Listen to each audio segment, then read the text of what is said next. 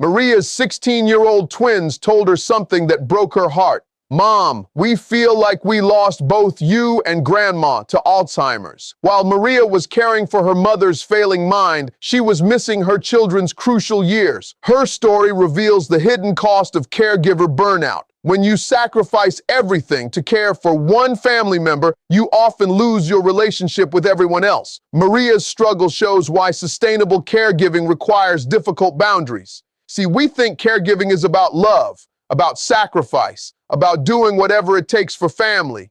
But what I learned from Maria's story is that unsustainable caregiving doesn't just destroy the caregiver, it destroys the entire family. When you give everything to one person's needs, everyone else suffers, including the person you're trying to help. Maria thought she was being a good daughter by sacrificing her health, her job performance, and her relationship with her children to care for her mother. But caring for someone and caring about someone aren't the same thing. Let me tell you about Maria Santos from Phoenix. She's 46 years old, a registered nurse at a major hospital, single mother to twins Diego and Sofia, both 16. For the past 18 months, Maria has also been the primary caregiver for her 72-year-old mother, Carmen, who has mid-stage Alzheimer's disease. Maria's caregiving journey started gradually. Carmen began forgetting small things, names, appointments, where she put her keys. Then the forgetting became dangerous, leaving stoves on, getting lost, driving to familiar places, not recognizing neighbors she'd known for decades. "At first, I thought I could manage everything," Maria tells me. "I moved Mom into my house, set up a bedroom for her, arranged my work schedule around her needs. I thought love and organization could handle Alzheimer's." Maria describes her daily routine. Wake up at 5 a.m. to check on Carmen, prepare 3 sets of meals. Carmen needed special diet, the twins wanted different foods, work a 12-hour nursing shift, come home to help twins with homework while monitoring Carmen's evening confusion, then stay awake until midnight, making sure Carmen didn't wander.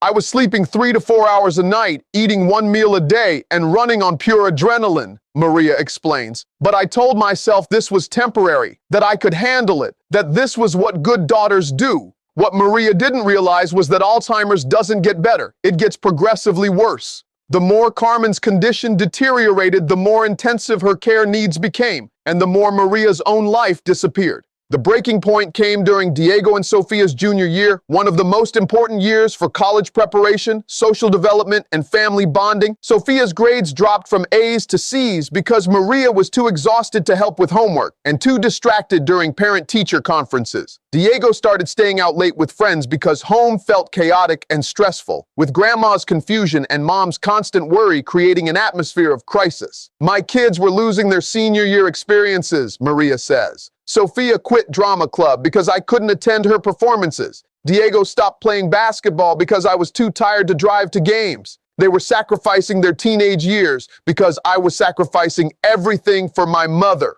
The conversation that broke Maria's heart happened on a Sunday evening. She was trying to help Sofia with college applications, while Carmen wandered the house, confused and agitated, asking the same questions repeatedly. "Mom," Sofia said quietly, "we feel like we lost both you and Grandma to this disease. Grandma doesn't remember us anymore, and you're too tired to really see us. We know you love Grandma, but we need you too," Diego added. "It's like you're physically here, but emotionally somewhere else. You're always worried about Grandma, always exhausted, always stressed. We miss having a mom who was present with us." Maria realized that in trying to save her mother from Alzheimer's, she was losing her children to neglect. Maria's caregiver exhaustion started affecting her work performance in dangerous ways. As a nurse, she was responsible for medication management, patient monitoring, and life or death decisions, but chronic sleep deprivation was impairing her judgment. "I made medication errors that could have seriously harmed patients," Maria admits. "I fell asleep during shift reports. I snapped at coworkers because I was so emotionally drained. My supervisor called me in for performance review twice in 3 months."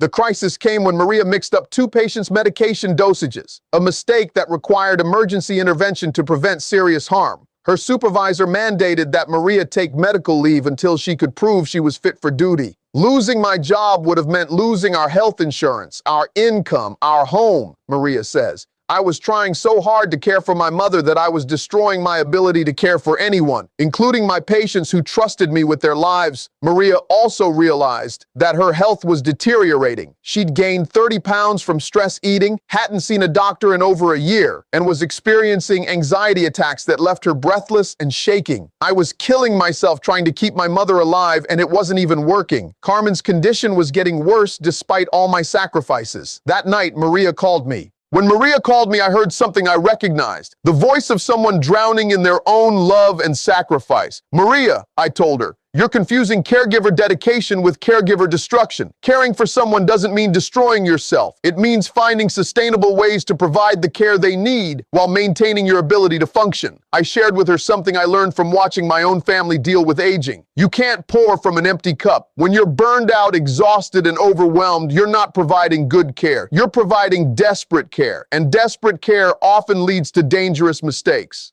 But I also understood her guilt. You think that loving your mother means sacrificing everything for her. But love also means making sure your children have a present, healthy mother. Love means making decisions that serve everyone's well-being, not just one person's immediate needs.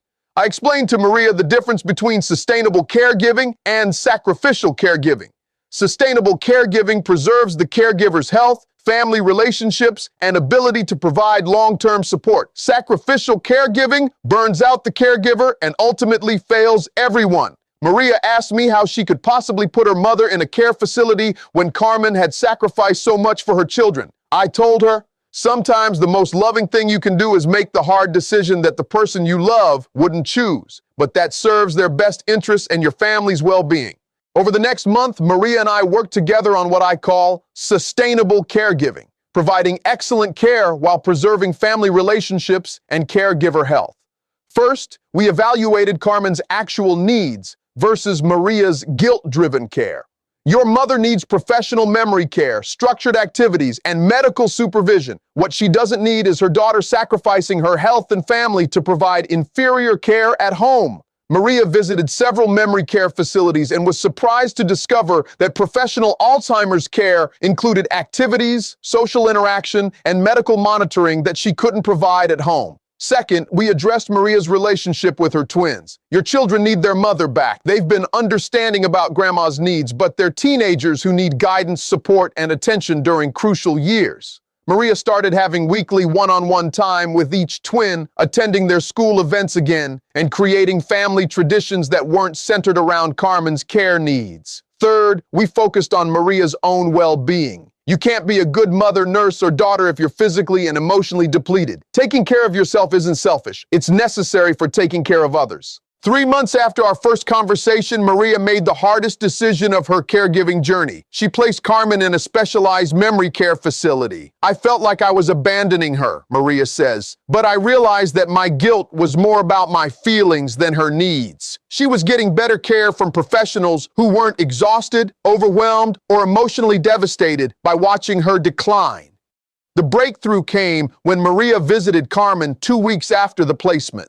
Mom was more engaged than she'd been in months. She was participating in activities, socializing with other residents, and seemed less agitated. The professional caregivers knew how to manage her symptoms in ways I never learned. Maria also discovered that removing the daily caregiving stress allowed her to be a daughter again instead of just a caregiver. I could visit Mom and focus on enjoying whatever connection was still possible instead of being consumed by her care tasks. Within 6 months, Maria had returned to work with restored focus and energy, rebuilt her relationship with Diego and Sofia, attended Sofia's drama performances and Diego's basketball games, resumed her own health care and lost the stress weight, visited Carmen regularly without caregiver burnout, started a support group for families dealing with Alzheimer's. The twins thrived with their mother's renewed attention. Sofia's grades improved and she felt supported during college applications. Diego reconnected with his mother and maintained a relationship with his grandmother through regular visits.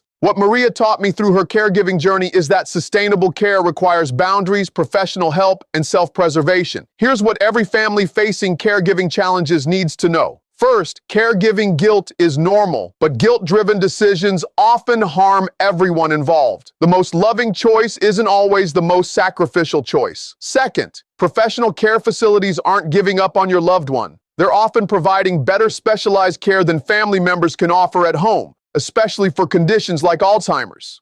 Third, when caregiving destroys the caregiver's health, job performance, or family relationships, it's no longer sustainable. Burnout helps no one.